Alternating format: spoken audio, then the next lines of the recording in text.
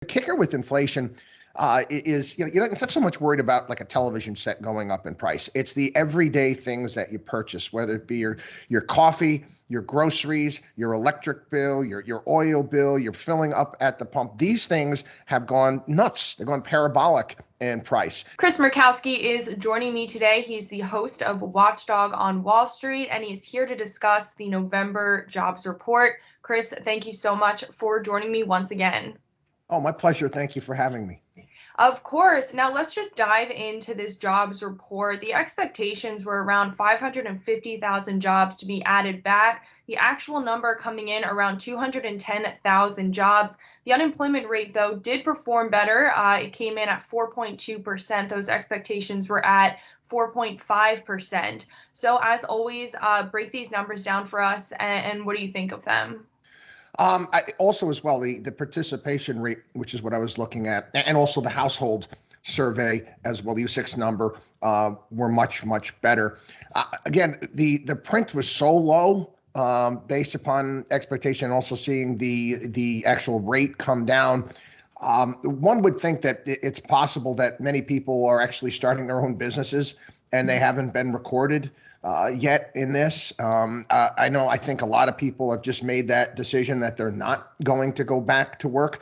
And it's, some people say that's a bad thing. I don't necessarily agree with that. I think many parents, said, okay, I got to stay home with my kid during COVID. And they decided, you know what? I want to stay home with my kids, and they're changing the way that their family is structured, maybe cutting back elsewhere, doing something out of the home.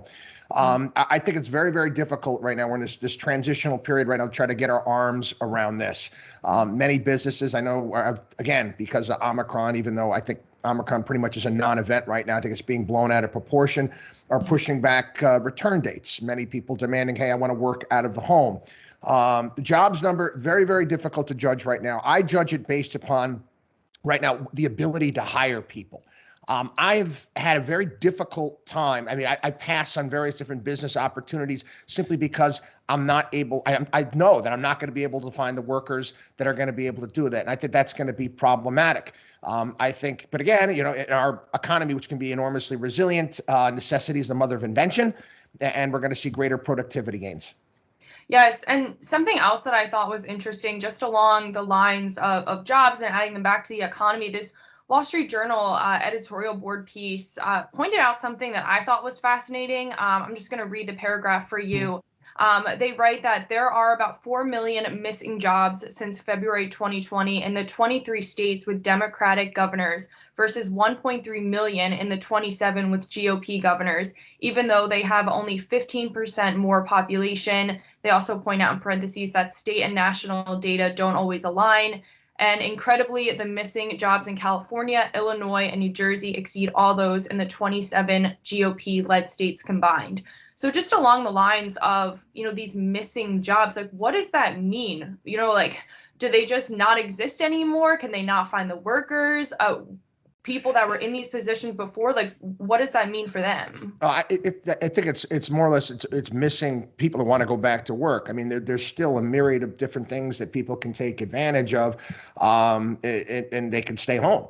In the Build Back Better plan, they want to expand that child tax credit moving forward. And that's for everybody. That's for, if you're illegal, it doesn't make any difference whatsoever. And the government really has no way to account for it. So all of a sudden you say you have 5 kids and you're getting, $1,500 a month, coming in on a regular basis. And some people say, you know what, I don't need to go back to work for this. I can take advantage of, the SNAP program. I can take advantage of Section 8 housing. There's a lot of things that people have decided, and they figure it out saying, hey, maybe I don't have to go back. And I do think that's a problem. And I do think that we see the disconnect between the red and blue states. Here, I live in New York. They have an eviction moratorium still. If you stop paying, you stop paying. They can't kick you out of that. I mean, I know other states have changed that, but again, that's an issue as well. Will these people return? I don't know.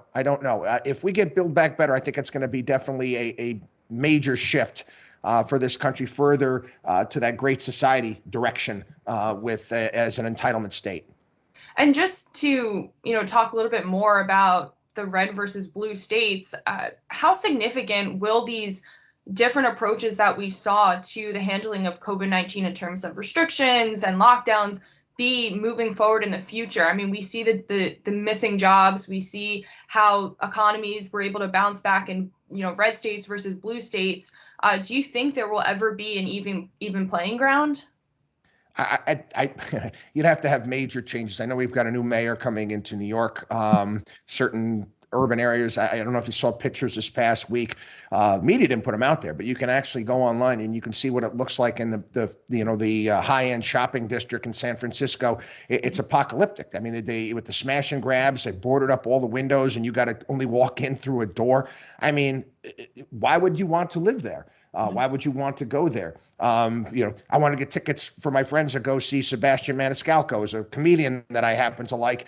Nobody wants to go to Madison Square Garden. They'll go to the UBS Arena out on Long Island, or maybe Barclays, but they don't really want to deal with the city anymore. And it's a real big change. I mean, that's a part of it, and that has to be dealt with if any of these areas are going to ever come back. And just one final topic I wanted to talk about, something we've talked about before, is inflation, hitting record highs in the last 3 decades, the highest level in the last 3 decades. This Yahoo News YouGov poll found that over 75% of Americans say inflation is affecting them personally.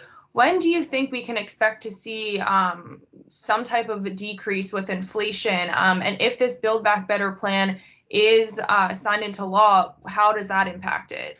I don't see any light at the end of the tunnel as of yet, not even close. Samantha, you and I have been talking about this for a while. It's amazing that we figured this out, but all of the wizards are smart at the Federal Reserve, and economists that work in Washington, D.C. kept telling us it was transitory, but we knew it was not.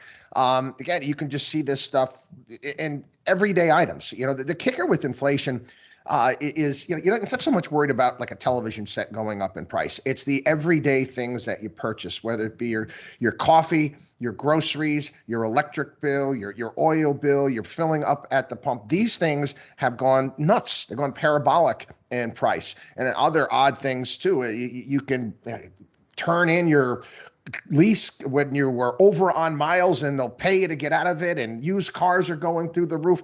I actually had a friend of mine actually flip a car. He bought the car. He was on a waiting list, got it, sold it for $25,000 more than he bought it for that same day. I mean, it's insanity when it comes to some of this stuff, and it's going to take some time.